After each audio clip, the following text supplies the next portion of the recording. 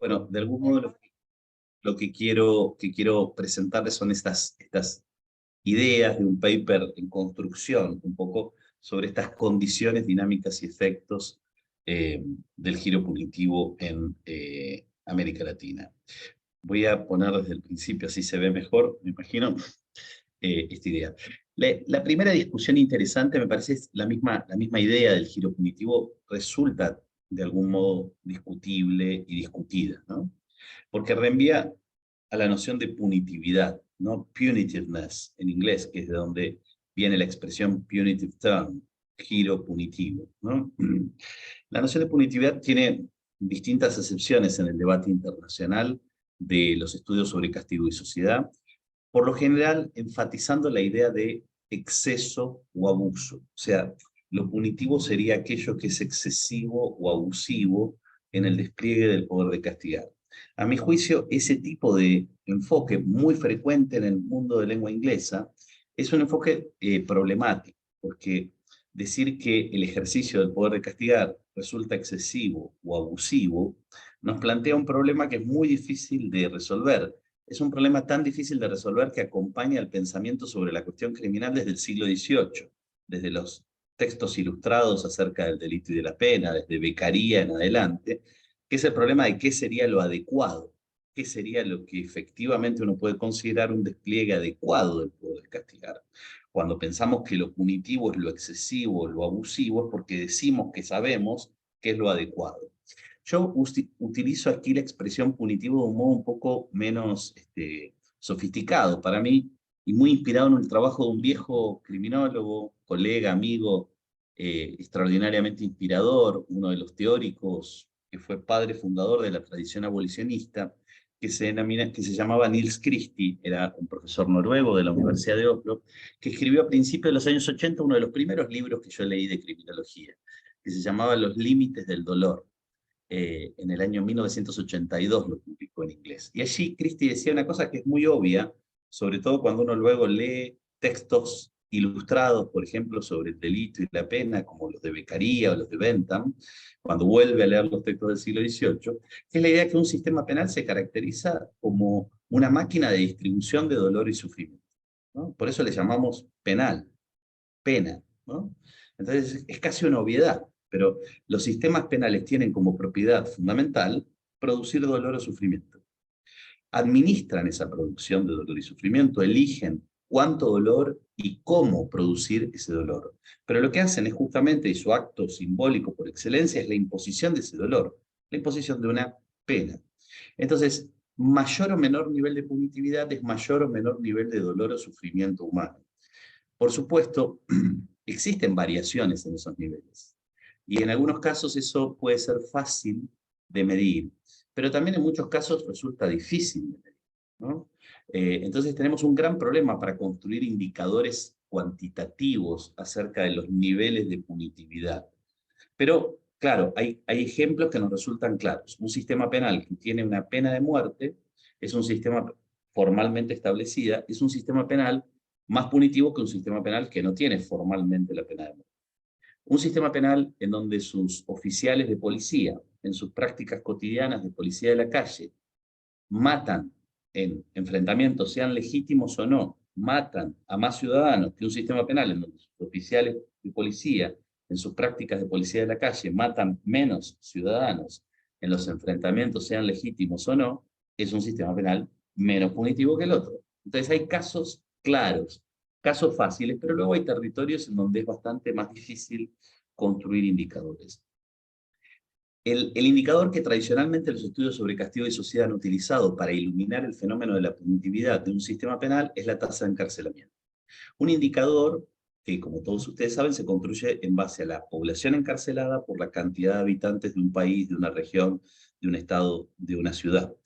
Esa tasa de encarcelamiento es extraordinariamente importante como indicador de la punitividad, pero al mismo tiempo extraordinariamente limitada, ¿no?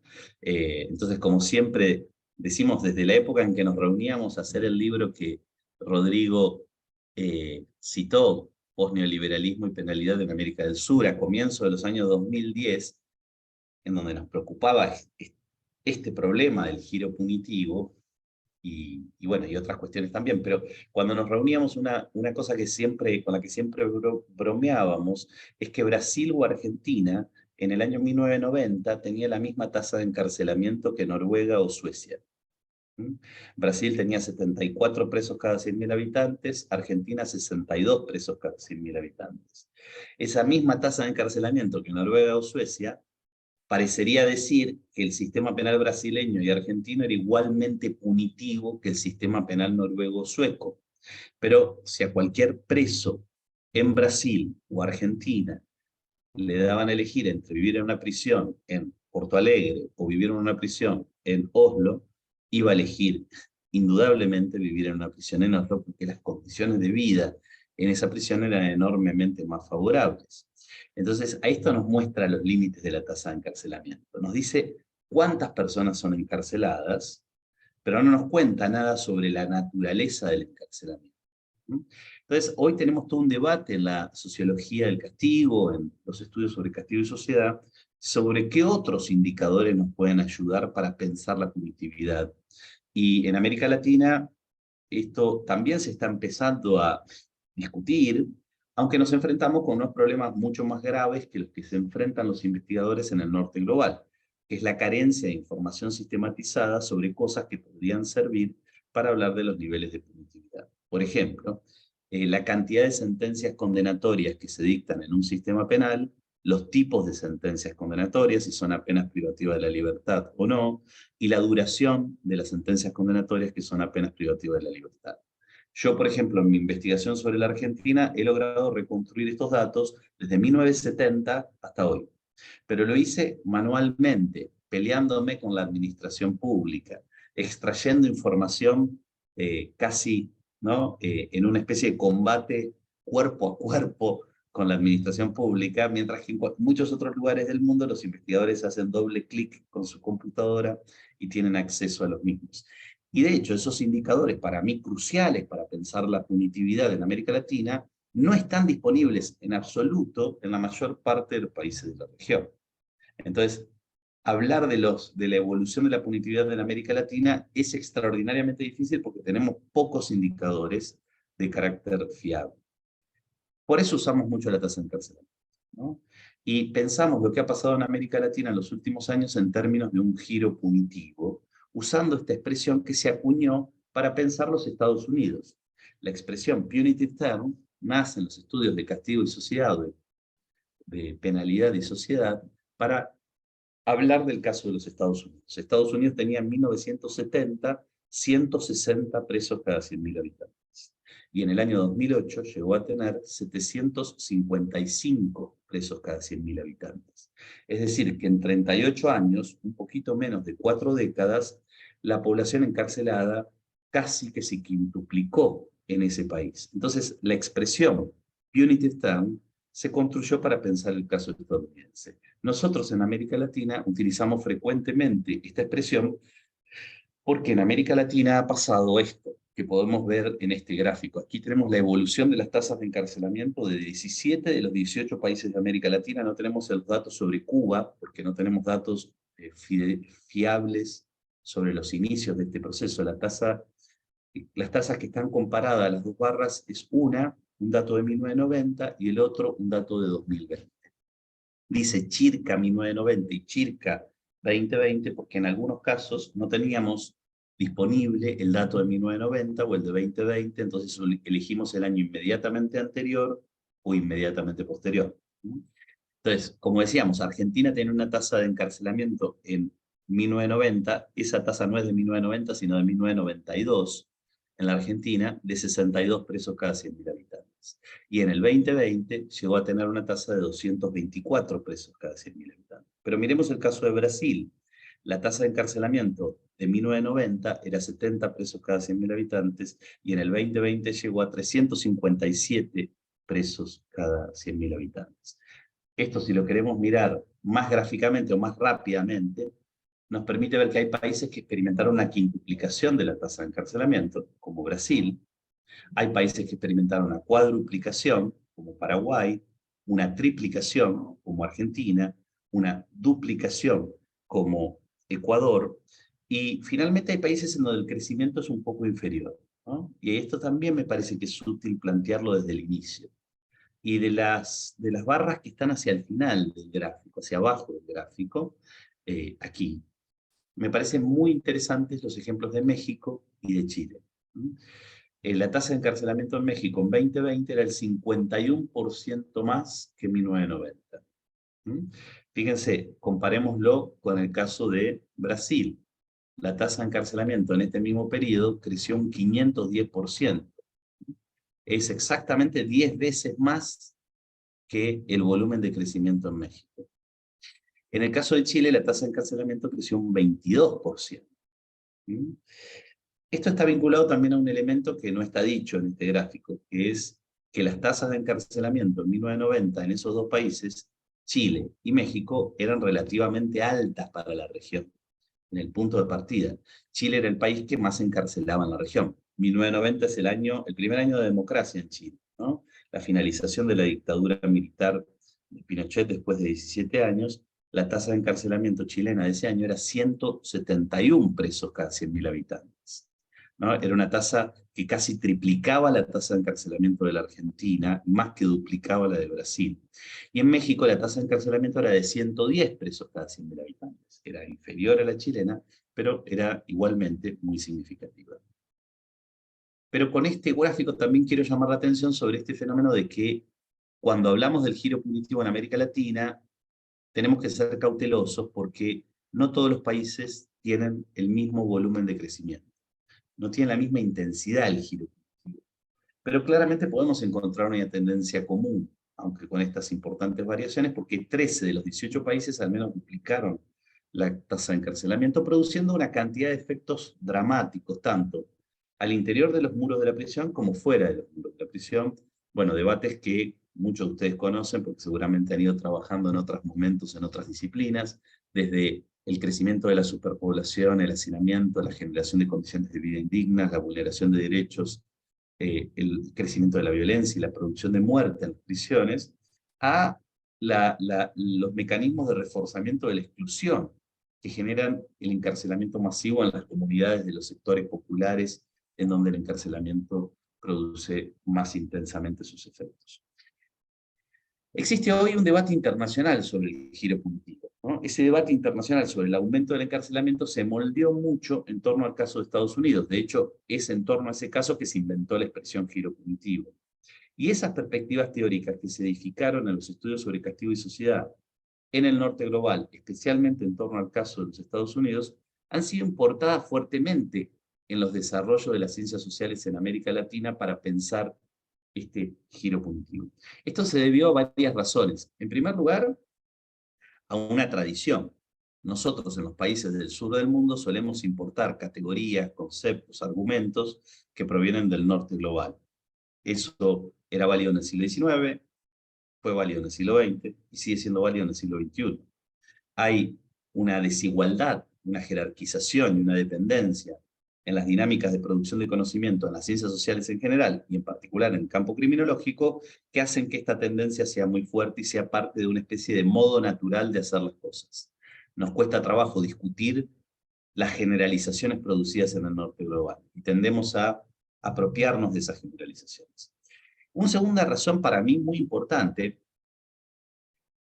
es que sobre todo en los años 90, cuando se inicia el giro punitivo en América Latina, hay unos procesos de importación muy fuertes de discursos acerca de qué hay que hacer con el delito y qué hay que hacer con la pena, desde el caso de los Estados Unidos. El ejemplo tal vez paradigmático de esto fue el debate en los años 90 sobre tolerancia cero. La mayor parte de ustedes son más jóvenes y no recuerdan ese debate, pero yo y Rodrigo sí lo recordamos muy bien, cuando los políticos latinoamericanos peregrinaban hacia la ciudad de Nueva York a entender cómo funcionaba ese modelo de intervención policial que se denominaba tolerancia cero, y volvían a sus países de origen proclamando la necesidad de adoptar ese modelo.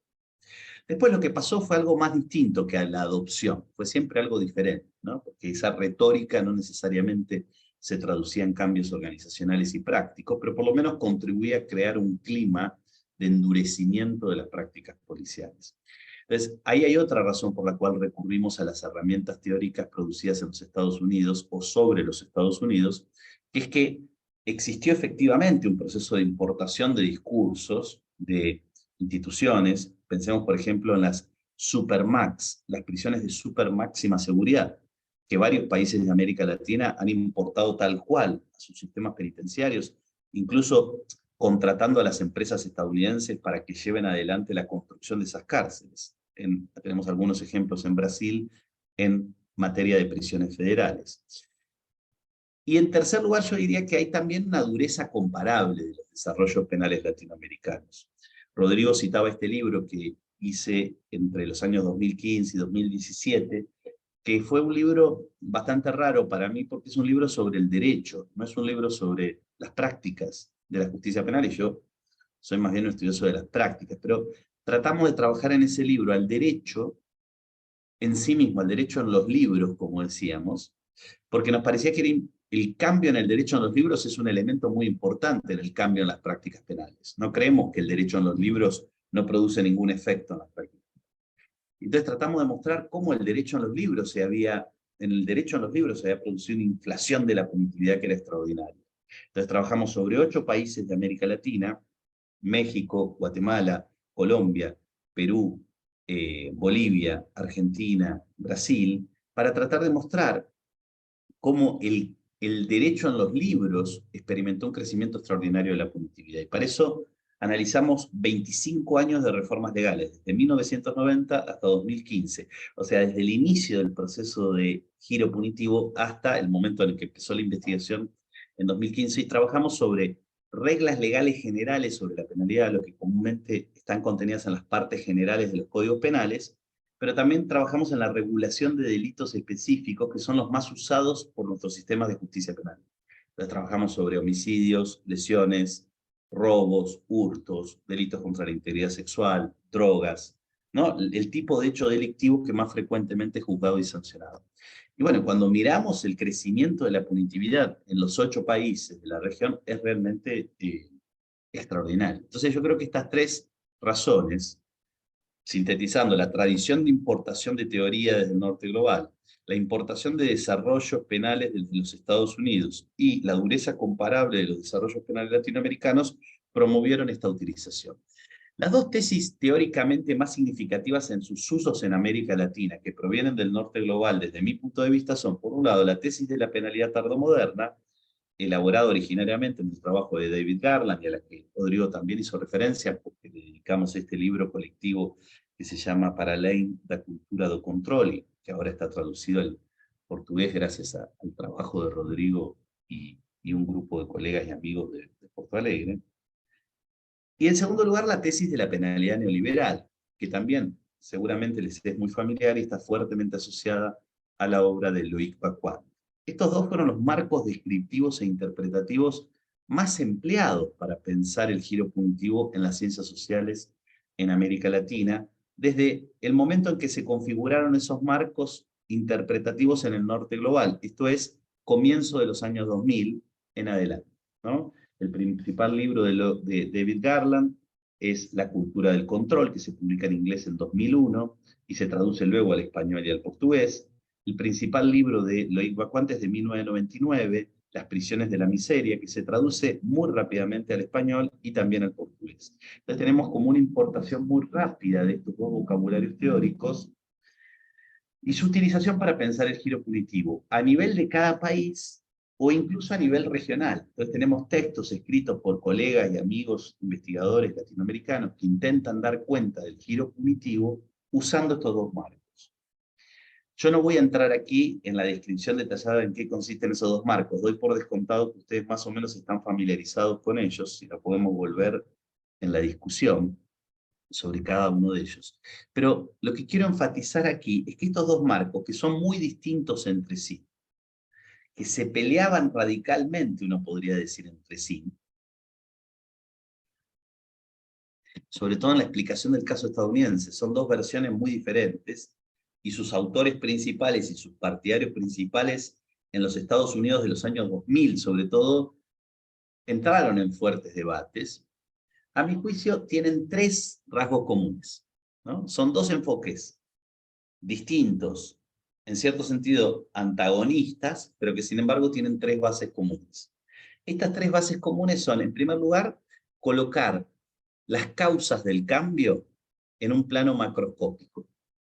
En la tesis de la penalidad neoliberal, la emergencia del neoliberalismo como un proyecto político de alcance transnacional, que es siempre idéntico a sí mismo y que se difunde planetariamente, desde los Estados Unidos hacia la totalidad del globo. Y reconfigura radicalmente la economía, el Estado y la sociedad, ¿no? Construyendo una economía neoliberal, un Estado neoliberal y una sociedad neoliberal.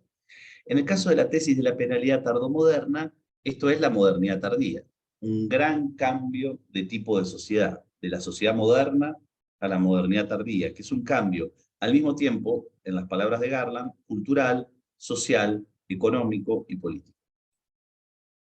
Es decir, que en última instancia, lo que origina el cambio penal, que llamamos giro punitivo, es una transformación de carácter macroscópico, un verdadero cambio epocal, ¿no? Un cambio de época.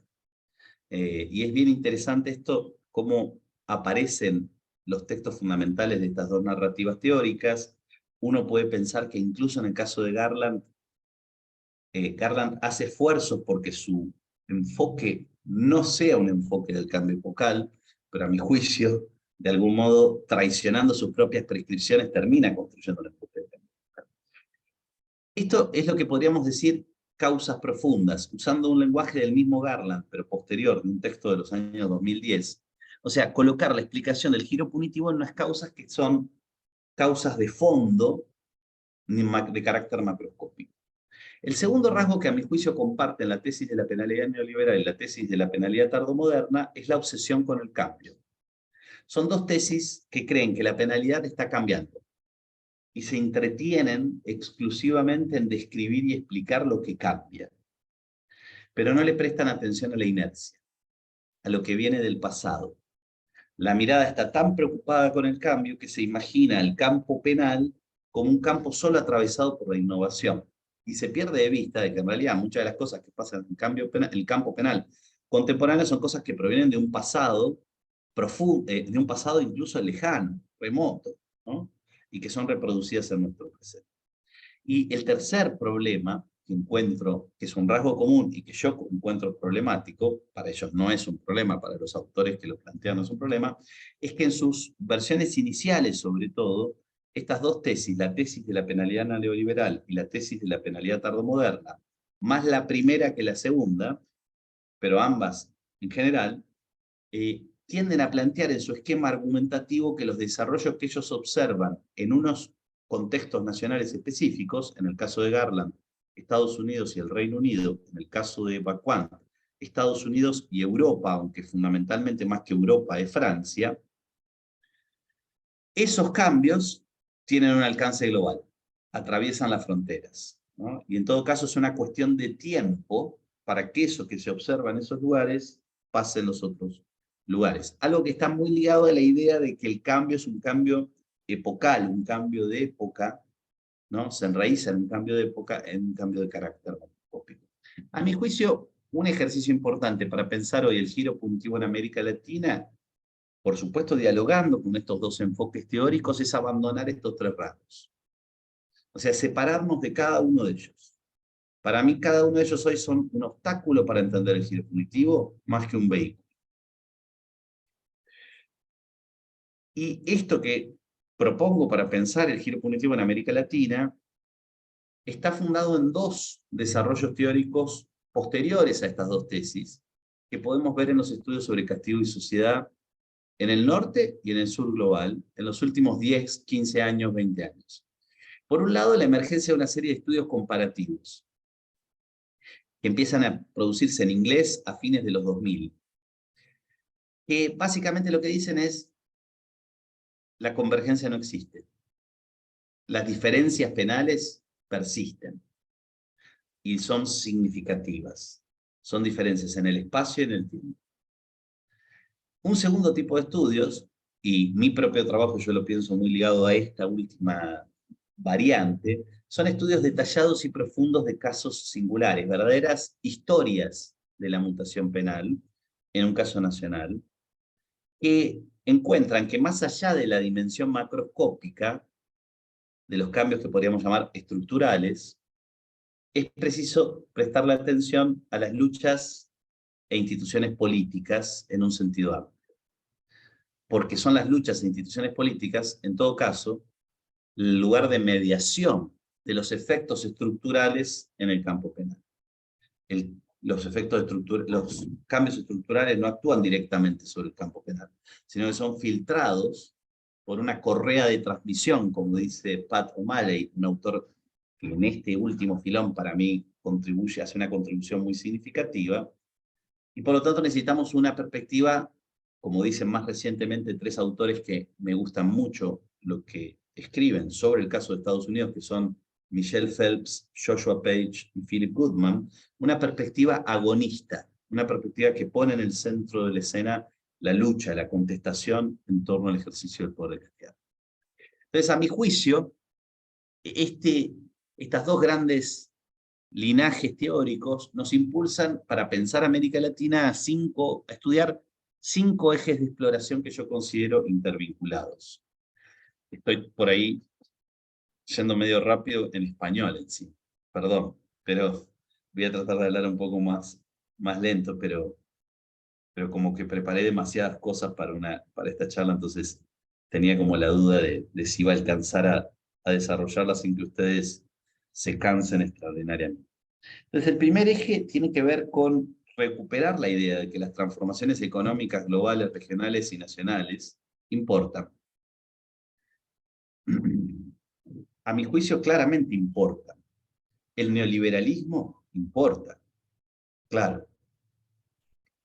Desde los años 70 en adelante, en distintos momentos, en diferentes contextos nacionales, América Latina experimentó la aplicación de recetas neoliberales en sus políticas económicas y sociales que generaron vastísimos efectos sociales.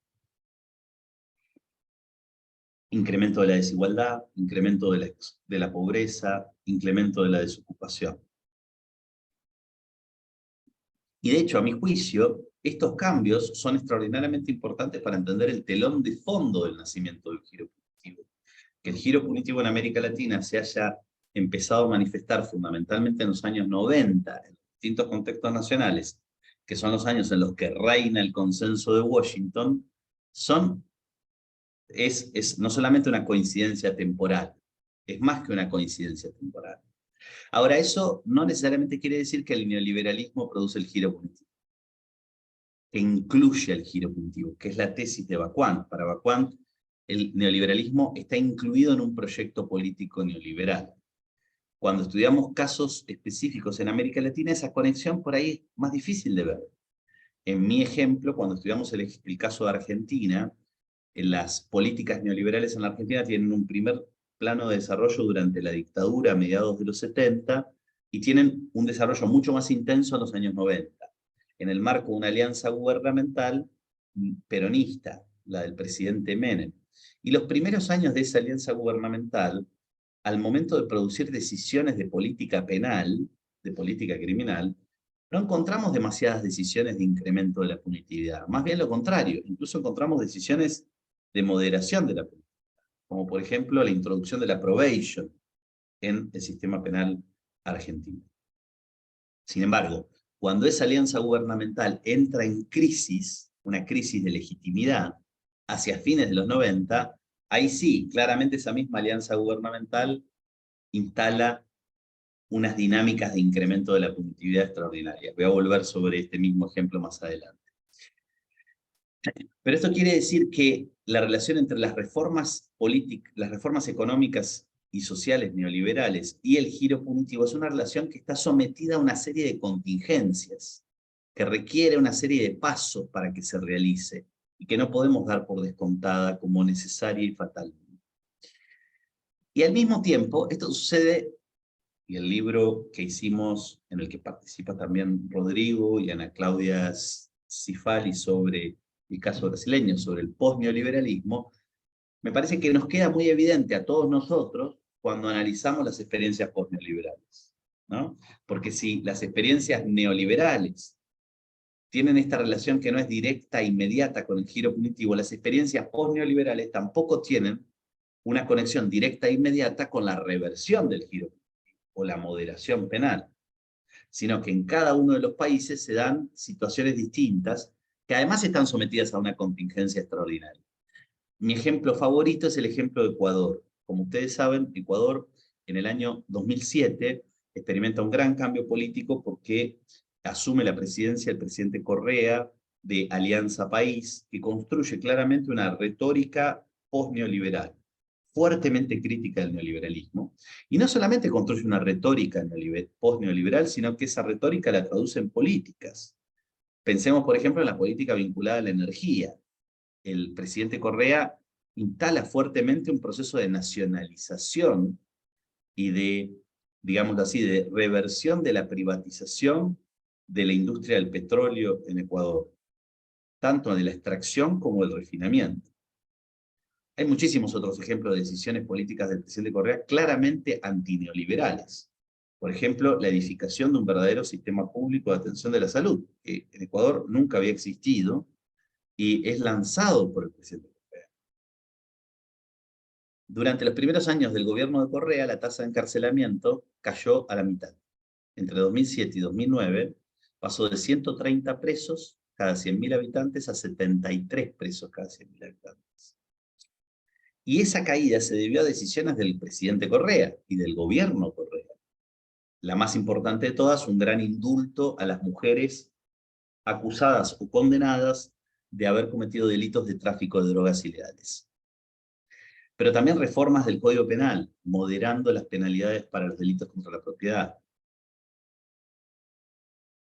7 años después de esto, ¿no? En el año 2016, Ecuador llega a los 200 presos cada 100.000 habitantes. Entonces, durante el gobierno de Correa hay un movimiento en B de la tasa de encarcelamiento. De vuelta, un gobierno posneoliberal, una alianza posneoliberal que produce políticas económicas y sociales antineoliberales, puede combinarse en un momento con moderación penal y en otro momento con inflación penal. El mismo gobierno, en el mismo momento. Cuando analizamos el caso venezolano, que es extraordinariamente interesante, también encontramos exactamente lo mismo, ¿no? Un primer momento de fuerte moderación penal. Venezuela, a fines de los años 2000, tiene una tasa de encarcelamiento sueca, ¿no? Y eso es raro para el contexto latinoamericano. Ya no hay nadie, ningún país que tenga una tasa de encarcelamiento tan baja. Pero después, en un movimiento muy rápido de cambio, se incrementan los niveles de punitividad extraordinariamente. Entonces, bueno, la política económica y social neoliberal o post-neoliberal no está directa e inmediatamente vinculada con el aumento o el descenso de los niveles de punitividad. Es una relación más compleja. Y eso, para poder entenderlo, necesitamos de factores que intervienen en él, ¿no? Hay un trabajo que yo escribí ahora hace poco, no voy a parar acá sobre este punto para no seguir avanzando, pero que apareció el año pasado en inglés, que es un trabajo de análisis estadístico sobre la evolución de los indicadores de desigualdad y de gasto social en toda América Latina y la evolución de los niveles de punitividad. Y que muestra cómo una tesis que en el norte global funciona muy bien, que es que a mayor nivel de desigualdad, mayor nivel de punitividad, y a menor nivel de desigualdad, menor nivel de punitividad, a mayor nivel de gasto social, menor punitividad, y a menor nivel de gasto social, mayor punitividad, en América Latina no funciona. En esta América Latina del giro punitivo no funciona, porque los años 2000 son años de decrecimiento de la desigualdad, de incremento del gasto público social, extraordinariamente. Ambas cosas pasan en manera muy marcada, sobre todo en los países gobernados por alianzas neoliberales, pero incluso en los países no gobernados por alianzas neoliberales, y sin embargo la tasa de encarcelamiento en todos esos países sigue creciendo durante todos los años 2000. Entonces eso rompe de algún modo eso que aparece en la literatura comparativa de los estudios de castigo y sociedad en el norte global como una ley de oro, como una regla de hierro, ¿no? En América Latina no funciona. Segundo punto que me parece que es importantísimo introducir en nuestro esquema explicativo es el lugar del delito y la inseguridad. Este es como, esto en parte a mí, digamos, es como una especie de ejercicio también de autocrítica. porque durante mucho tiempo yo critiqué el trabajo de David Garland porque creía que le daba una centralidad demasiado grande a la evolución del delito en las transformaciones de las estrategias penales. Y lo sigo creyendo. Sigo creyendo que el lugar del delito en la narrativa de Garland está exagerado. ¿Mm? Pero al mismo tiempo esa crítica a Garland muchas veces nos llevaba a la posición casi inversa, que es decir, que como el lugar no es el único, como el rol del delito o la inseguridad no es el único factor a considerar para entender las transformaciones de las estrategias penales, no lo consideramos en lo más mínimo. Entonces, ni mucho ni tampoco, ¿no? Esta idea de cómo construir un balance en nuestra actitud analítica.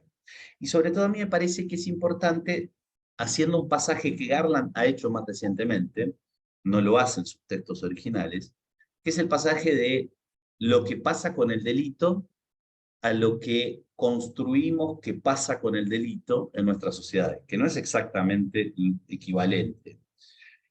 Tenemos países en donde el delito violento ha descendido de un modo dramático en el mismo momento histórico en el cual las tasas de encarcelamiento crecen dramáticamente. Esto va exactamente contra la tesis fundamental de la cultura del control, ¿no? El Salvador o Colombia, dos ejemplos perfectos.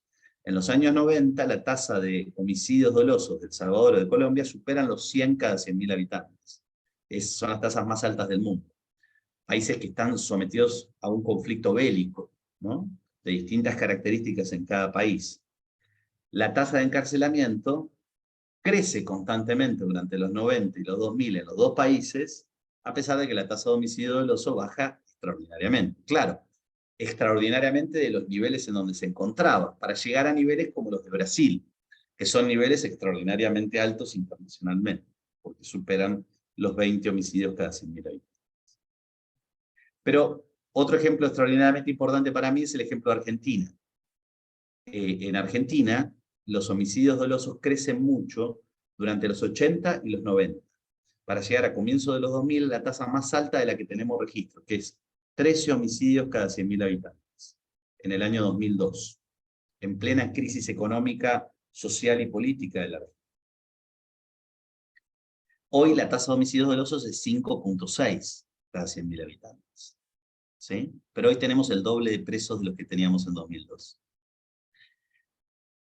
Entonces, todas estas evidencias nos muestran que la relación de vuelta no es ni lineal ni directa. Pero ¿por qué pienso que sí es preciso tomar en consideración este tipo de fenómenos? Porque el despliegue del delito y la inseguridad en la agenda pública, en los medios de comunicación además que experimentan durante todas estas décadas un proceso fuerte de mercantilización, y el impacto que tiene en la preocupación social y el miedo al delito, más allá de las tendencias del delito real, o sea, más allá de lo que pase con el delito, genera un impacto en cómo se habla sobre el delito en el mundo de la política. Entonces, a mi juicio, es importante por eso, por el impacto que tienen los actores políticos y en las luchas políticas. No porque tenga un impacto de carácter directo o evidente. Y esto está vinculado al tercer elemento, que es la emergencia de ondas de populismo punitivo. Sobre este concepto se ha escrito mucho, podemos discutirlo, a mí me interesa mucho, escribí un ensayo específico sobre eso hace algunos años, creo que es realmente un concepto súper útil, pero también puede ser un concepto problemático, dependiendo de qué significado le demos a este concepto. Pero claramente en América Latina de los 90 en adelante, en algunos países incluso tal vez antes, Brasil podría ser un candidato para ser pensado que eso empieza a ocurrir ya en la década del 80, hay una construcción de la relación del delito y el castigo con la política en el marco del juego de la democracia realmente existente, que instala fuertemente el incremento de la punitividad en muchos actores de la vida política, como una mercancía política, como algo a intercambiar con los votantes a cambio de su apoyo. A la búsqueda de la conquista del votante flotante, del votante que no tiene una lealtad política clara, una identidad política clara. Entonces los actores políticos usan el problema del delito y la inseguridad, prometen más castigo como un modo de construir lealtad y votación, ¿no? Y eso es algo que es extraordinario en América Latina. ¿Por qué es extraordinario en América Latina? Porque América Latina experimenta desde el fin de los 90 un extraordinario cambio político con respecto a la onda de las reformas neoliberales, pero sin embargo las nuevas alianzas gubernamentales post-neoliberales, ni siquiera ellas son inmunes a la tentación punitiva, a caer en este juego de la construcción de consenso utilizando el incremento de la punitividad.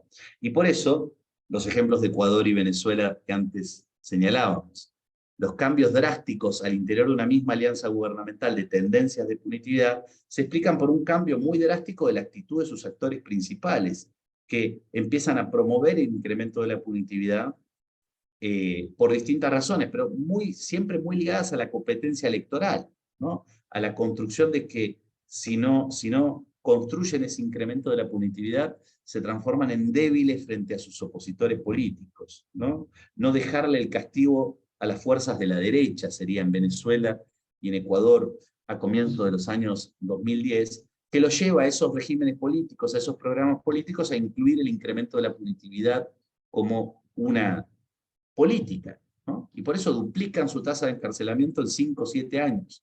Un crecimiento que es extraordinario, no pasa en otros lugares. En otros países esto es mucho menos marcado, más difícil de ver, ¿no? El ejemplo de Argentina, de nuevo, es súper interesante, porque en Argentina no pasa algo así. De hecho, los gobiernos kirchneristas en la Argentina, que sería nuestra onda de gobiernos postneoliberales entre 2013 y 2015, generan una moderación penal en el sentido al menos de disminuir el ritmo de crecimiento. Si la tasa de encarcelamiento en la década anterior a los gobiernos kirchneristas había crecido un 98%, o sea, se había prácticamente duplicado, durante los 12 años de gobiernos kirchneristas va a crecer solo un 23%, ¿no? Es un crecimiento 5 veces menor. En un momento en donde en el resto de los países latinoamericanos la tasa de encarcelamiento está creciendo muy fuertemente y muy rápidamente. Entonces ahí hay como variaciones entre las distintas experiencias políticas. Pero incluso en esa experiencia, en la experiencia kirchnerista, hay momentos, sobre todo momentos de debilidad, de coyunturas políticas en donde la alianza kirchnerista se ve a sí misma como débil frente a la oposición, en donde algunos de sus actores introducen la tentación punitiva, ¿no? Como un modo de reconstruir la conexión con la ciudadanía. Un cuarto elemento que a mi juicio es crucial para entender el giro punitivo es lo que podríamos llamar la distancia entre el derecho en los libros y el derecho en los hechos, ¿no? Nuestros códigos penales reconstruidos en la transición a la democracia, nuestras legislaciones penales reconstruidas en la transición a la democracia, Brasil es un buen ejemplo al respecto, la ley de ejecución penal de 1984, la reforma al Código Penal en el inicio de la transición a la democracia, son reformas, el mismo texto constitucional de 1988, son todas reformas de inspiración liberal que buscan moderar el uso del castigo. Pero esas reformas no impiden la reproducción de tradiciones y culturas autoritarias en nuestras instituciones de control del delito, en las instituciones policiales, pero también en las instituciones judiciales. Las reformas que que buscan democratizar esas instituciones tienen impactos muy limitados.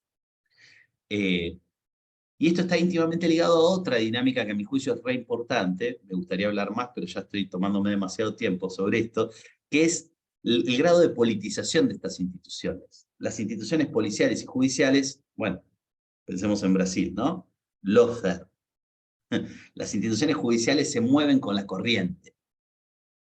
Hay, no todas las instituciones judiciales, no todos los actores de las instituciones judiciales, pero hay muchos actores que se mueven con la corriente de la política, leen climas políticos y construyen decisiones y acciones en función de esos climas políticos.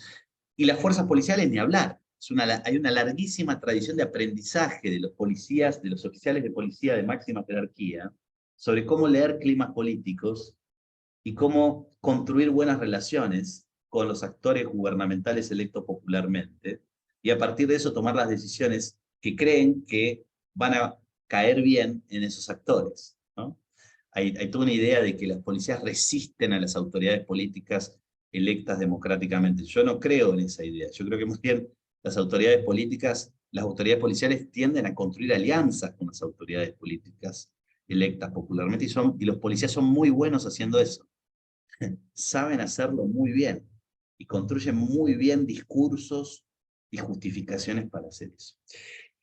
Entonces, esto está combinado con la importancia que tiene en nuestros países el burócrata de la calle, ¿no? Ese viejo concepto sociológico, ¿no?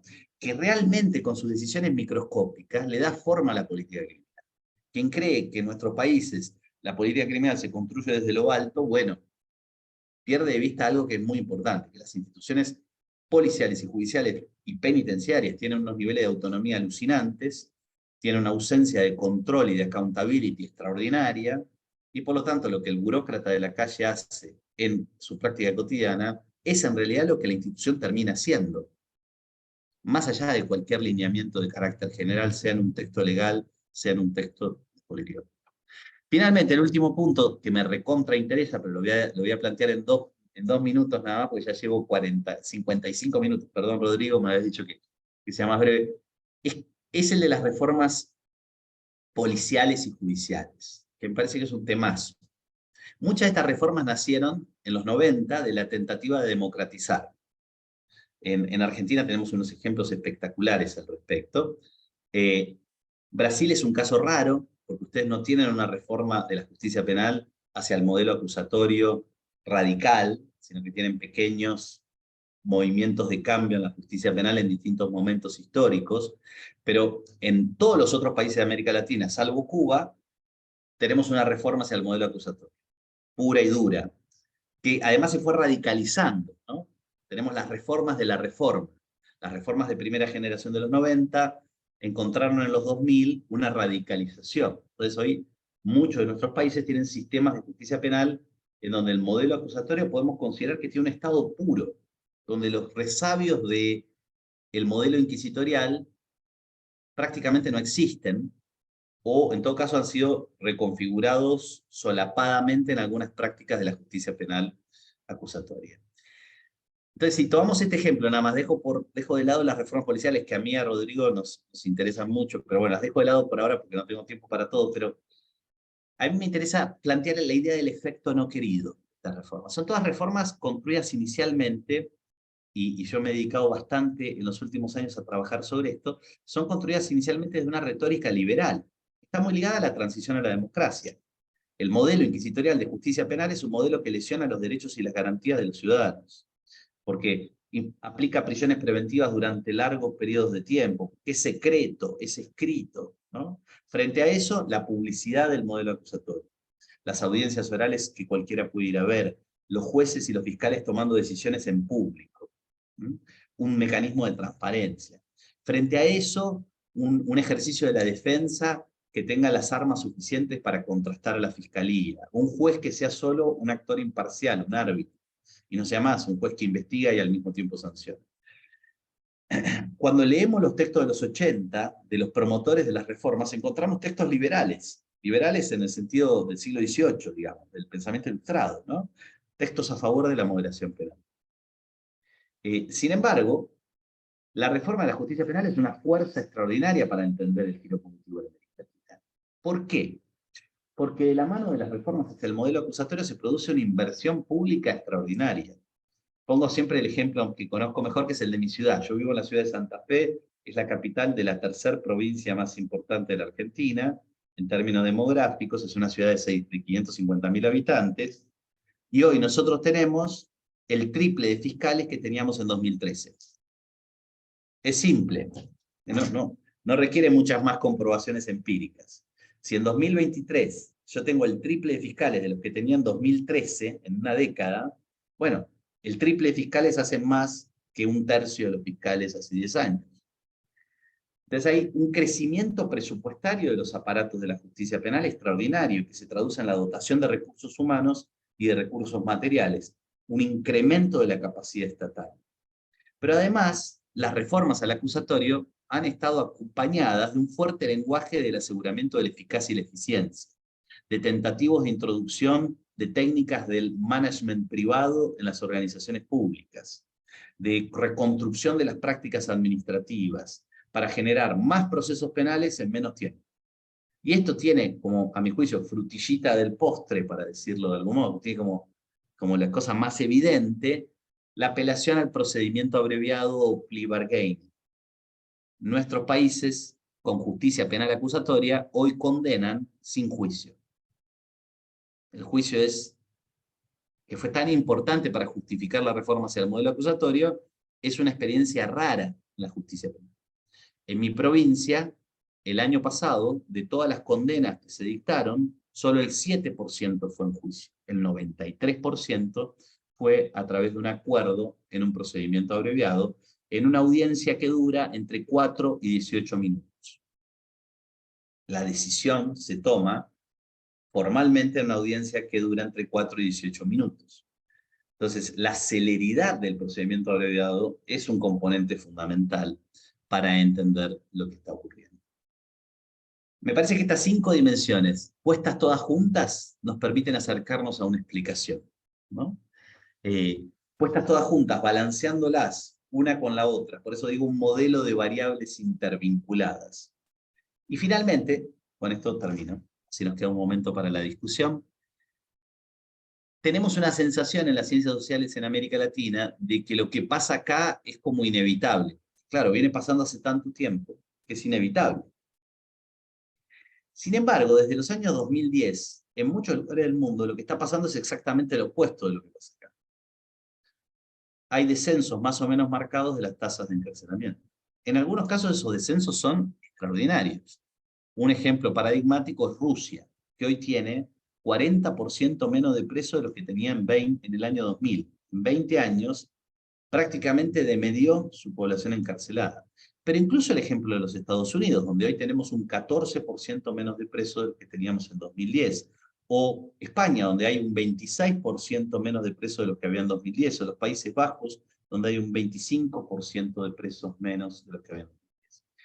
Entonces, hoy hay una literatura que está empezando a emerger en los estudios sobre castigo y sociedad. No tenemos miles de textos, pero hay una literatura sobre si estamos en presencia de un cambio de ciclo en esos países. Si no hay un cambio de ciclo hacia el descenso de la comunidad. Y en este sentido, claramente, frente a esos países del norte global, América Latina se expresa como una región divergente, va en la dirección opuesta. Salvo el caso de Chile, que por eso me parece súper significativo. En Chile, ese país que partió la transición a la democracia con una tasa de encarcelamiento altísima, 179 presos cada 100.000 habitantes, llegó en 2010 a tener 320 presos cada 100.000 habitantes. Chile encarcelaba más que Brasil en 2010. Pero en 2020 esa tasa bajó dramáticamente a 210 presos cada 100.000 habitantes. O sea, disminuyó 100 presos cada 100.000 habitantes en una década. Entonces, ahora con unos colegas chilenos, con Javier Willenman, estamos trabajando en un paper para explicar ese descenso, para pensar ese descenso, porque me parece que es un caso al que está bueno prestarle atención, ¿no?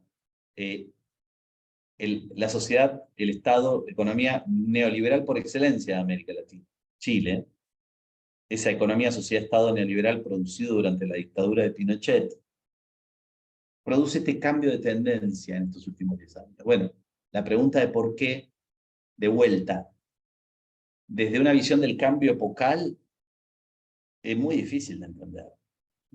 Chile no dejó de ser neoliberal, ni dejó de ser tardomoderno. Necesitamos un modelo de explicación que sea capaz de recurrir no solamente al nivel de las causas profundas, sino también al nivel de las causas próximas. Bueno, paro acá. Muchas gracias. Perdón por la extensión. Muito bem, muito obrigado, Máximo. Na verdade, nós é que tivemos o grande privilégio, né, de poder te escutar, né, e perceber, né, todo um modelo teórico extremamente complexo, que é o que nós temos procurado acompanhar de alguma forma nas pesquisas que nós desenvolvemos aqui no Brasil, né, sair das explicações mais simples e tentar realmente incorporar essas várias dimensões para a interpretação dos movimentos ou das tendências em termos de encarceramento e de política criminal de maneira geral, né? E para abrir, então, essa rodada de questões, eu queria rapidamente colocar algumas coisas, né? 3 coisas, especificamente. Primeiro, né, nós concordamos absolutamente com essa ideia de que, para além dessas tendências macro-sociológicas, né, de transformação que acabam impactando diferentes contextos, existem dinâmicas locais que são muito importantes, né, para a explicação sobre o que está acontecendo em termos de encarceramento. No Brasil, nós temos o texto, digamos assim, mais paradigmático do período do governo Fernando Henrique Cardoso é do Sérgio Adorno. Depois, no governo do PT, Lula, Dilma, eu e a Ana Cifali fizemos talvez os textos que procuraram interpretar esses movimentos de política criminal nesse período, e nós não temos ainda uma interpretação mais acabada sobre o período Bolsonaro. Na verdade, Temer-Bolsonaro, porque houve ali toda uma mudança em termos de perspectiva de política criminal, talvez não no mesmo sentido, né? Mas de qualquer maneira é importante dar uma olhada nisso, né? Porque de fato, né, um governo populista de extrema direita com uma perspectiva de justamente se apropriar do discurso de combate ao crime para ter ganhos eleitorais, mas que na prática não produziu nenhum aumento em termos de encarceramento, talvez até pelo contrário. Os dados mostram que houve uma queda no período e um crescimento do número de presos em domicílio, né, com monitoração eletrônica, que é uma tendência que tem se verificado no Brasil aí nos últimos tempos, né? Mas isso é muito significativo, né? E é preciso interpretar esse período no Brasil, porque nós tivemos um governo miliciano, mafioso, com muitas relações com a polícia, com o exército, mas não no sentido de um endurecimento do direito penal, das leis penais, e sim de um favorecimento de grupos, né? Inclusive hoje, né, toda a questão da Amazônia, do garimpo, dos atentados contra os indígenas, da apropriação da madeira, tudo isso está muito ligado a facções criminais que vêm da região sudeste, nordeste, e que dominaram aquele território sem nenhum tipo de contestação durante esse período, né? Até como uma política de ocupação de território que o governo mesmo incentivava, né? Então, são questões muito particulares que não cabem nesses modelos teóricos mais amplos, né? Então, acho que isso é um tema importante, é uma coisa a qual eu pretendo me dedicar aí nos próximos tempos para tentar entender o que de fato aconteceu, né? Uma segunda questão... Perdón, ¿puedo, Rodrigo, interrumpirte ahí como Claro, claro. con algún comentario? Me parece que me parece fascinante, ¿no? Esta pregunta sobre el gobierno de Bolsonaro es completamente crucial, no solo para Brasil, sino también es completamente crucial para la región en general, porque, bueno, porque si bien no con la contundencia de la alianza gubernamental que encabezó Bolsonaro, tenemos en todos nuestros países hoy, en la política contemporánea, construcciones políticas que tienen puntos de contacto, ¿no? Tal vez no con la misma contundencia, pero que tienen puntos de contacto, que se acerca muchísimo al tipo de retóricas bolsonaristas, y algunas de ellas podrían ser gobierno en el futuro inmediato, ¿no? Muy prontamente, digamos, en alguno de nuestros países. Entonces me parece que un análisis de esta paradoja, podríamos llamarla así, es súper interesante. Y creo que ahí también entramos en esta discusión que yo mencioné al principio y que no alcancé a desarrollar tal vez tan profundamente, que es que de los límites de la tasa de encarcelamiento también, ¿no? Ahí volvemos a... Está muy bien y es muy importante entender la tasa de encarcelamiento y cómo se comporta, muy importante. Pero podríamos tener un problema en que nuestro análisis solamente se reduzca a pensar en tasas de encarcelamiento. Porque especialmente en nuestros países, pienso en Brasil, pienso en Argentina, donde una de las dinámicas de ejercicio punitivo por excelencia en los hechos, más allá de lo establecido en la ley, son las prácticas violentas de las fuerzas de policía, sería un error pensar que solamente la punitividad puede incrementarse porque se aumenta la tasa de encarcelamiento, ¿no? Entonces creo que ahí hay una pista interesante. ¿Cómo pensar la violencia policial en el Brasil de Bolsonaro?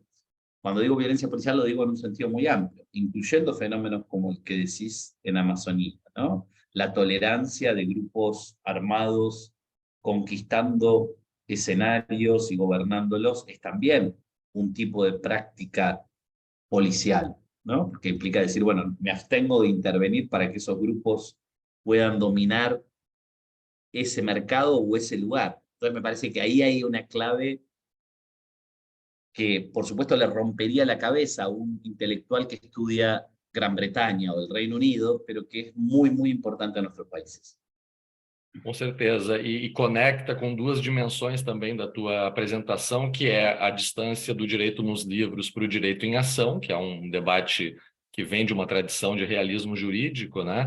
E também a questão, né, de como, na verdade, essas dinâmicas em relação ao encarceramento, na verdade, se vinculam a várias outras dinâmicas, especialmente do ponto de vista político, ou seja, todo o debate que se faz hoje sobre a crise das democracias, né, a ascensão de regimes autoritários por meio do voto, inclusive, né, mas que vão degradando as relações interinstitucionais, o controle entre poderes.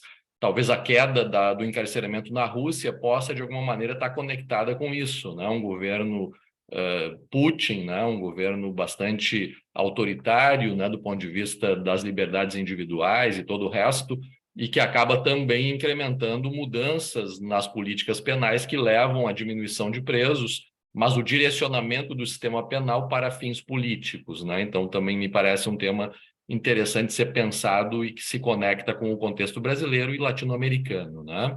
Uma segunda questão é que também até dentro desse período aí que nós podemos pensar, houve a pandemia, né? Então, como impacta a pandemia, né? Tem vários estudos já na América Latina sobre isso, né? A questão da pandemia, o encarceramento, como foi tratado o problema da pandemia pelos diferentes países em relação às políticas carcerárias. Eu tenho um projeto de pesquisa junto com a Ana Carolina e com o Roberto Cante de Lima, né, onde nós estamos olhando para isso no Mato Grosso, Rio Grande do Sul e Rio de Janeiro, e é muito interessante pensar sobre isso, né? Mas, para além disso, na verdade, a pandemia produz um outro efeito, especialmente no contexto brasileiro, que é a aceleração do processo de informatização da justiça. Então, hoje, o sistema de justiça, para além de todo esse investimento e esse reforço, né, das estruturas judiciais, nos últimos anos nós temos essa imersão do sistema penal num contexto de informatização que nós ainda não temos uma ideia de qual é o resultado que isso vai produzir. Mas hoje está tudo dentro do sistema, né? Todo caso que chega pode ser, inclusive, acompanhado, né? O que pode produzir uma maior transparência, inclusive, em termos de prestação de contas, de juízes, né? E do próprio sistema enquanto um todo, mas também pode ter outros efeitos em termos de aumento da capacidade do sistema dar conta de uma demanda punitiva que antes não era viável e que agora se torna viável. E talvez por isso mesmo isso também acaba impactando e puxando um processo de aumento das possibilidades de investimento em recursos tecnológicos, como a monitoração eletrônica, em que cada vez mais estados têm apostado como forma de reduzir a população prisional por meio da monitoração, né? Então, esse me parece também um tema interessante, né? E um terceiro tema que eu acho que valeria a pena também aprofundar, né? É que, bem, nós temos aí esse contexto, né? Onde nós podemos fazer esses estudos comparativos a respeito de quais são as tendências em andamento em cada um desses países, né? Mas especialmente dar conta dessas peculiaridades, que eu acho que foi o mérito daquele estudo que nós fizemos, né, sobre os governos pós-neoliberais, para poder, de alguma maneira, né, justamente analisar essas diferenças, né, essas peculiaridades que fazem com que as experiências não possam ser vinculadas ou interpretadas simplesmente a partir de um modelo teórico único, que sempre vai ter, digamos, vai ter que se pensar nessas dinâmicas locais para que se possa realmente entender, né, aquilo que de fato acontece, né? Então, apenas esse comentário, né, para dar andamento. Não sei se todos conseguiram acompanhar o espanhol do Máximo, né? Não é tão fácil, né, pela rapidez e tudo, por isso mesmo eu acabei, Máximo, gravando a apresentação, até para a gente poder depois, quem quiser, né, olhar novamente, porque acho que foi realmente muito rico, né? Mas eu quero, então, abrir para algumas perguntas, temos ainda 15 Quería decir minutos, una cosa ahí, claro. antes de darle la palabra a los colegas que levantaron la mano, pero que me parece re interesante de algo que dijiste, Rodrigo, que es, bueno, monitoreamiento electrónico y arresto domiciliario en Brasil durante el gobierno de Bolsonaro. Y hay una cosa súper interesante para pensar en un gobierno que es conservador desde el punto de vista de la política social y de su retórica, pero que es también neoliberal desde el punto de vista económico. Entonces ahí volvemos a la interpretación clásica de la emergencia del monitoreo electrónico como un método de ahorro de recursos por parte del Estado, ¿no? Al mismo tiempo que de construcción, como está combinado con un arresto en el domicilio, de una solución que puede satisfacer la demanda punitiva relativamente, ¿no? Sería Claro. interesantísimo ver eso con más detalle. Y es interesantísimo de vuelta la diferencia. Mientras que en Brasil el monitoreamiento electrónico ha crecido tanto en la última década, en la Argentina no ha crecido nada. ¿No? Y la pregunta sobre por qué eso es así, ¿no? Yo recuerdo que Cristina Sakeski de la Universidad de Brasilia Sim. estaba trabajando sobre eso y vino a Argentina y entonces me decía, bueno, ¿y por qué no hay más cosas aquí? Y la verdad que yo no lo sé. Le decía, bueno, puedes hacer vos la investigación, porque yo no la hice, pero es una muy buena pregunta de las diferencias. Y la segunda cosa que quería decir sobre las peculiaridades, porque hay algo que nos sigue pasando, yo creo que nos sigue pasando a ustedes en Brasil y a nosotros en Argentina, que es que nosotros vivimos en estados federales, donde una parte importante de lo que pasa con nuestros sistemas penales depende de los gobiernos estaduales o provinciales, porque tenemos un código penal federal, ustedes tienen un código procesal penal federal, nosotros tenemos un código procesal penal provincial, o sea, tenemos 25 códigos procesales penales distintos, pero nuestras instituciones de justicia, nuestras instituciones de policía, nuestras instituciones penitenciarias son estaduales, ¿no? Y acá también tenemos una asignatura pendiente que es enorme, ¿no? Que es que no, tal vez no podemos seguir hablando de Argentina o de Brasil, ¿no? Como muchas veces lo hacemos, porque nos perdemos de vista ahí algunas peculiaridades que están pasando en nuestros propios países. Es muy loco eso, ¿no? Que nos pase eso es realmente muy loco. Entonces yo ahora, por ejemplo, estoy reinteresado en un caso que es la provincia de Neuquén, que es una provincia en la Patagonia, una provincia pequeña, pero es una provincia al mismo tiempo rica porque tiene la reserva de petróleo y gas más importante de la Argentina. Es como la promesa de la salvación de la economía argentina está ahí. Es una provincia que tiene 650.000 habitantes. Y tiene una tasa de encarcelamiento hoy, cuando nuestro país está bordeando los 250 presos cada 100.000 habitantes, tiene una tasa de encarcelamiento de 80 presos cada 100.000 habitantes. Es exactamente un tercio, ¿no? Entonces, habilitar el estudio de las peculiaridades en nuestros estados es también una tarea que tenemos que hacer. Claro. Porque puede muy bien darse que en esos estados de bajo nivel de encarcelamiento encontremos cosas que nos sorprendan, ¿no? Sim, como em Brasil, São Paulo, que já tem mais de 500 presos por 100 mil habitantes, né, que também tem uma dinâmica muito própria. Me parece que es una E, asignatura. e antes de passar, então, na verdade, vamos fazer uma rápida rodada agora, mas eu tinha me esquecido de colocar na minha última questão, que é o seguinte: como no período Bolsonaro a violência política foi um elemento importante, o quebra-quebra em Brasília, no 8 de janeiro, né, e uma série de eventos que agora tem vindo à tona, né, porque antes as instituições aparelhadas acabavam abafando algumas coisas, isso acaba empurrando o atual governo para uma ideia punitivista. Ou seja, é preciso responder aos crimes praticados no período Bolsonaro com endurecimento penal. Então, a tendência nesse momento é justamente essa, né, de um reforço das instituições punitivas, da Polícia Federal, do Poder Judiciário, para dar conta justamente dessa, né, desagregação ou dessa tendência criminógena, digamos assim, da política brasileira a partir da extrema-direita, né? E isso aparece num contexto onde a esquerda precisa da resposta, porque ela ainda é vista como leniente com o crime, e alguns países da região têm apostado nisso, e aí El Salvador talvez seja o exemplo mais acabado, né? De uma perspectiva, digamos, de um governo que não se sabe bem se é de neoliberal ou de uma esquerda, digamos, né, mais tradicional, mas de qualquer maneira acabou de construir agora um complexo carcerário para 40 mil presos, já era o país que mais prende na região, e acaba servindo como uma espécie de modelo de enfrentamento do problema das facções criminais na região. Então, realmente, é uma dinâmica muito impactante, né, no contexto político, onde o tema do crime, do medo do crime, são realmente bastante sentidos, né? Mas eu vou ficar por aqui, vou passar para a Luísa e depois para o Agner, que pediram a palavra, e depois nós voltamos para o Máximo para o encerramento. Obrigada, Rodrigo. Obrigada, Sousa, foi muito bom. Tu fala rápido em espanhol e eu falo rápido em português, então vamos ver se a gente vai se entender.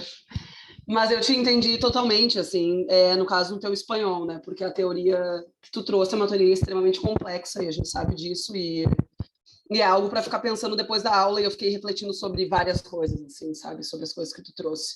E uma das coisas que eu fiquei refletindo faz parte do segundo ponto que o Rodrigo trouxe, que eu acho que de alguma forma se aproxima da tese que eu estou tentando fazer e tentando descobrir qual vai ser também, que é alguma forma do uso de tecnologia, assim, pensando em giro punitivo e em punição, para além do encarceramento, tentar olhar para uma ação de uma ação policialesca, né, e de uma questão de polícia a partir da segurança pública mesmo, então pensando em ações de uma polícia estatal, assim, né? Mas que no Brasil a gente sabe que no fim, mesmo sendo polícia estatal, existem as milícias, enfim, outras formas de policiamento que não são de fato legais, mas de alguma forma são legitimadas pela instituição e por grupos sociais, por toda uma política que tem por detrás da polícia, né? E aí eu fui pensando sobre essa questão desse giro punitivo, e eu fiquei pensando muito que no Brasil, e isso tem uma importação dos Estados Unidos, do norte global, mas que cada vez mais essa falta de accountability e de ações extremamente violentas da polícia, e de um número de mortes praticadas por policiais extremamente alto no Brasil, a gente está começando a importar tecnologias, né, para uso na parte da segurança. E eu fiquei pensando, porque, claro, ainda é muito recente, a gente ainda não tem muitas produções de dados se, de fato, essas tecnologias elas vão auxiliar numa diminuição de uma punição, né, de uma ação violenta, de uma violência estatal, né, dentro dessa ideia de giro punitivo. Não sei se da teoria consegue se encaixar dentro, mas estou tentando, né, aqui estou viajando, tentando entender um pouco. E eu não sei o quanto a gente não teria quase um giro punitivo tecnológico, sabe? Pensando numa ação estatal aqui, porque pelo que a gente vê de importação do norte global, no fim não está trazendo mais transparência e está aumentando, por exemplo, as taxas de encarceramento a partir da ação da polícia, no uso, por exemplo, de tecnologias de predição ou no uso de big data para tentar usar isso dentro do sistema da polícia. E aí eu fiquei pensando que talvez essa punição, esse giro punitivo, ou uma ideia de sociologia da violência, eu sei que o giro punitivo seria mais uma sociologia da punição do que, de fato, da violência, mas tentando aproximar os dois, assim, se um outro ponto a se pensar não seria a utilização dessas tecnologias para tentar entender um pouco o aumento ou não de encarceramento, o aumento ou não de punição e o que a gente entende enquanto... Porque eu acho que querendo ou não, isso vai ser meio que o nosso... futuro, assim, sabe? Tipo assim, a gente está cada vez mais utilizando de tecnologia e a tecnologia está cada vez mais presente e a produção de dados está cada vez mais forte e, de alguma forma, essas instituições de justiça criminal né, usando de forma ampla, assim, estão se utilizando disso como um argumento de diminuição de punição também, sabe? E tentar entender se, de fato, isso está acontecendo ou não. Enfim, eu fiquei pensando em tudo que tu trouxe e pensando na minha tese e não cheguei a nenhuma conclusão e estou saindo dessa aula com mais dúvidas do que entrei, mas, né? Tá ótimo, Luísa. Eu vou só, Máximo, antes da tua colocação, passar para o Agner, para que tu possa daí depois fechar com as respostas. O Agner está lá em Rondônia. Isso, bom dia. Não, na verdade, ia fazer uma pergunta ligada justamente ao exemplo de El Salvador, sobre Eu tomei um susto quando eu olhei aquilo, e aí ele está falando da questão do encarceramento, tudo. Eu ia perguntar para ele como ele vê a perspectiva de El Salvador, principalmente a médio prazo, né? Porque eu estava vendo a notícia, aquele cara ele vai encher o país de penitenciário de 40 mil, porque em 7 meses já prendeu 50. Então, eu queria que ele falasse um pouco sobre como é que é a perspectiva dele, que ele vê em relação a esse problema lá, né? Porque é um exemplo bem interessante. Certo, obrigado, Agner. Então, Máximo, te passo a palavra para poder dialogar com essas questões e também fazer o encerramento. Bueno, muy obrigado, Agner y Luisa. Los dos puntos son muy interesantes. Luisa, yo creo empiezo por Luisa, yo creo que la cuestión de la tecnología y las mutaciones en las estrategias de control del delito ciertamente es algo muy relevante en el norte y en el sur global, ¿no? Y por eso, volviendo un poco al comentario de Rodrigo, el crecimiento del monitoreamiento electrónico en Brasil es un ejemplo perfecto de utilización de la tecnología, que puede ser recubierto de un tono de moderación penal. En este caso concreto es constantemente hecho de ese modo, en el sentido de que te evito la experiencia de la prisión. Tienes un arresto domiciliario con una pulsera electrónica que impide que salgas de tu casa, pero vivís en tu casa. Y bueno, y eso esconde la serie de dolores y sufrimientos que implica el arresto domiciliario, especialmente para los sectores populares, que son sectores que no tienen capacidad de obtener ingresos si no salen de su casa. Entonces, hay una serie de dinámicas ahí extraordinariamente perversas en juego, y me parece que ese sería un ejemplo interesante para poner a jugar cómo la tecnología en el nombre de la moderación penal puede producir un efecto de esconder la producción de otras formas de sufrimiento y de dolor, y de algún modo también retirarlas del debate público, ¿no? Colocarlas al lado del debate público. Y para eso la literatura sobre monitoreamiento electrónico viene haciendo cosas muy interesantes, ¿no? A nivel global.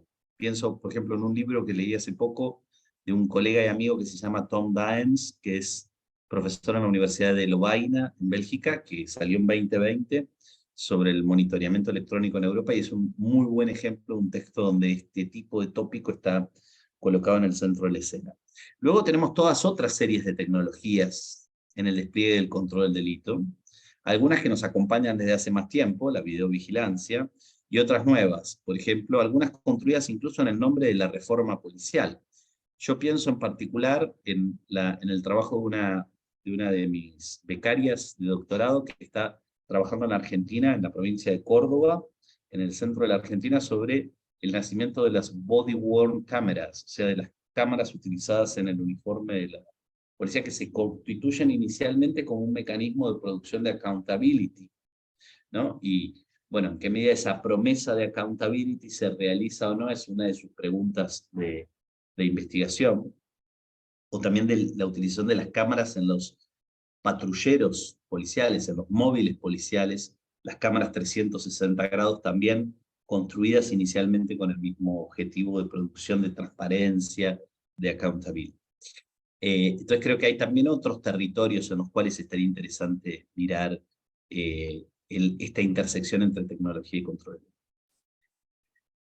Yo soy relativamente escéptico sobre el impacto de esas nuevas tecnologías en la transformación de la práctica policial de la calle, ¿no?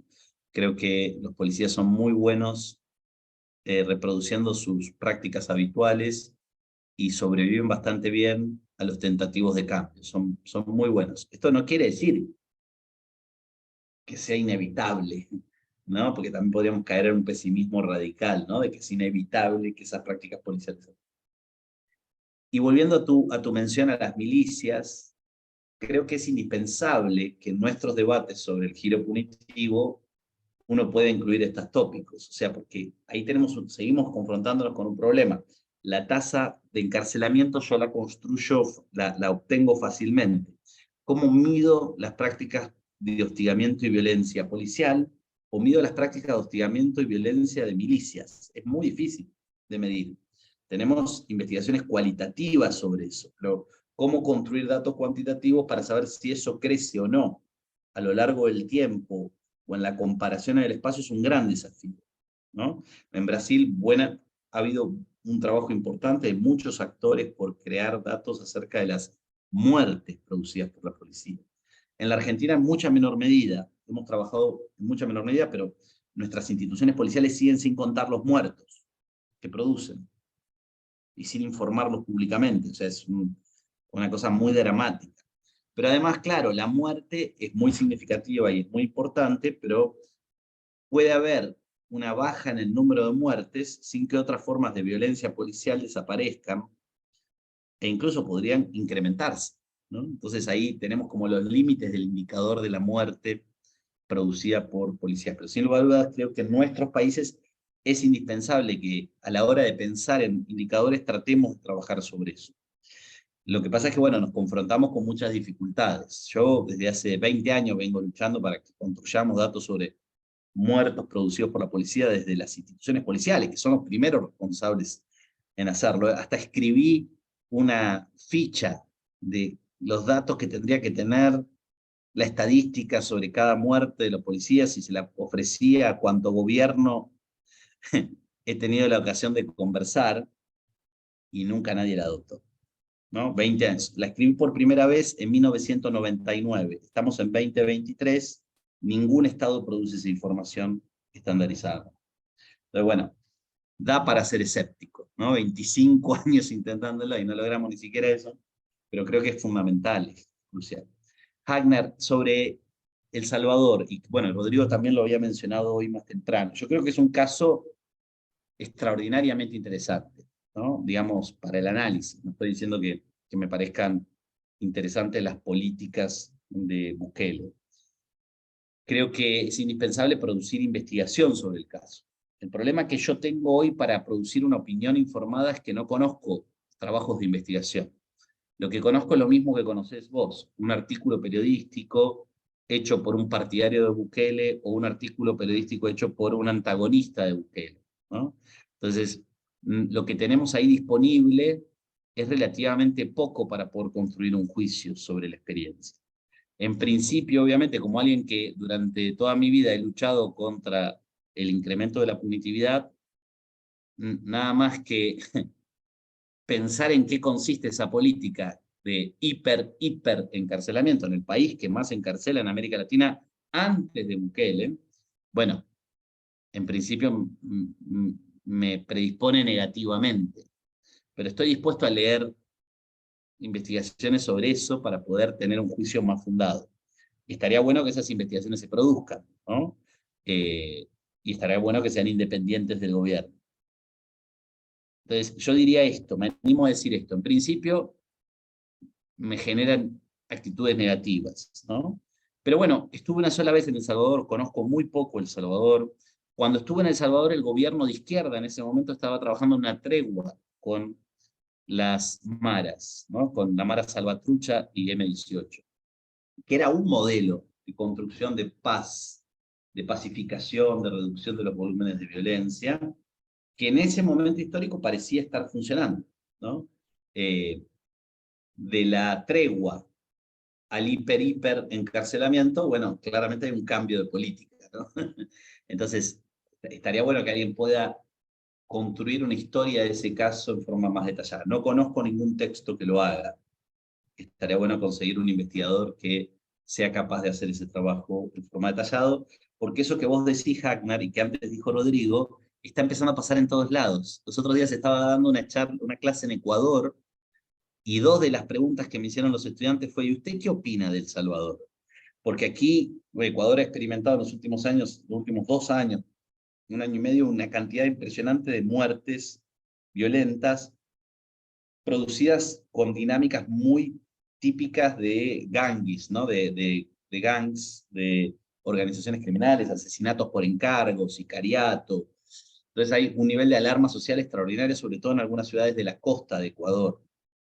Entonces esto ha generado un debate público extraordinario en Ecuador, un debate político extraordinario en Ecuador sobre cómo responder a estas organizaciones delictivas, y enseguida el modelo de El Salvador está ahí disponible, ¿no?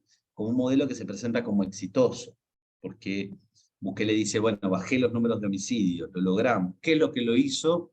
Encarcelar masivamente a las personas. Entonces me parece que va a ser un tópico de conversación recurrente, entonces sería muy bueno poder tener investigaciones independientes serias sobre el caso que nos permitan formar opiniones más fundadas que las que nacen, digámoslo así, de nuestros principios éticos y políticos, ¿no? Que son estas, en mi caso, obviamente, contra el encarcelamiento. Entonces, bueno, mi primera actitud es solo eso. Pero me parece que es un gran tema y estaría muy bueno encontrar a alguien que quiera irse a El Salvador unos meses a hacer un estudio detallado sobre eso. No sé si alguno de ustedes tendría ganas de hacer algo así, pero creo que sería una gran idea. Rodrigo, antes de tu falar, Sosso, vou te pegar o teu e-mail com o Rodrigo para te mandar e-mail, porque eu estou estudando o uso das câmeras na farda dos policiais aqui no Brasil. Ah, perfecto. Então, te lo pongo aquí mismo, mira. Tá, daí a gente faz essa troca. Te va a interesar el trabajo de Débora, entonces, porque ella está haciendo entrevistas con policías, acompañando a policías en sus prácticas. Aqui me puedes escrever. Muito bem, então além, né, de nós termos aí acompanhado essa brilhante apresentação, extremamente completa e complexa do Máximo, acho que nos permitiu também, né, Máximo, pensarmos aí em mais alguns temas de uma agenda de pesquisa que nós temos já desenvolvido aí há mais de década, mas que está sempre sendo atualizada, né? Então acho que isso sempre é muito interessante. Podemos pensar talvez num seminário, né, em alguma atividade mais adiante. A Luísa é minha orientanda de doutorado, ela tem formação tanto em Direito quanto em Ciências Sociais, já fez um mestrado em Ciências Criminais e agora, nesse momento, está no doutorado.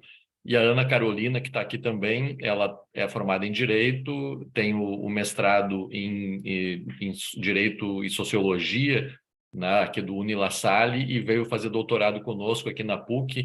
E durante a tua fala, ela já manifestou o interesse de fazer o doutorado sanduíche aí contigo, né? Então é mais uma possibilidade aí de intercâmbio que nós podemos ter mais adiante. Enfim, né? Então se abrem aí outras possibilidades também de futuros diálogos, né? Como nós temos feito. Claro, claro. Una cosa que no sé si te lo envié, pero si no te lo voy a enviar ahora, Rodrigo, es que hacemos esta escuela de invierno acá en Santa Fe. Sí, sí. Donde vienen profesores de distintos lugares. Y bueno, y yo hace bastante tiempo que estoy pensando en hacer, no esta por supuesto puede venir el que quiera, pero que en algún momento tendríamos que conversar para ver de hacerla entre diversos programas de América Latina, juntos, juntar a nuestros estudiantes. Es algo que ciertamente es difícil porque se requieren recursos, pero no es imposible. Yo creo que encontrándole la vuelta, estamos muy acostumbrados. Nosotros en este momento hacemos todo...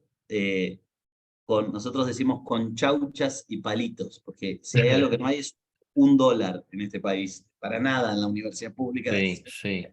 Mas não abriu esse ano a escola pero quiero decir, sería una idea re interesante. Abriu, Luísa, vai ter a escola de inverno. Sim, agora, né, Máximo?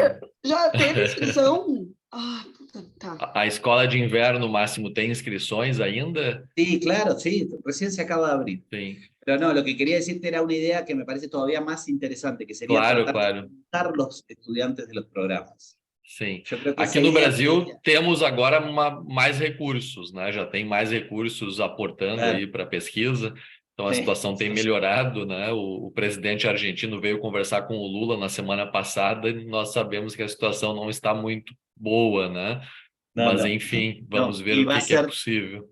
E todo vai ser pior, assim que va a haber que agudizar mucho el ingenio, porque con el futuro gobierno de derecha que vamos a tener en este país directamente, bueno, vamos a tener que ver cómo hacemos para Vamos conversar para nós passarmos para vocês alguma experiência de como lidar com governos mais à direita, mas talvez não tão à direita quanto o nosso.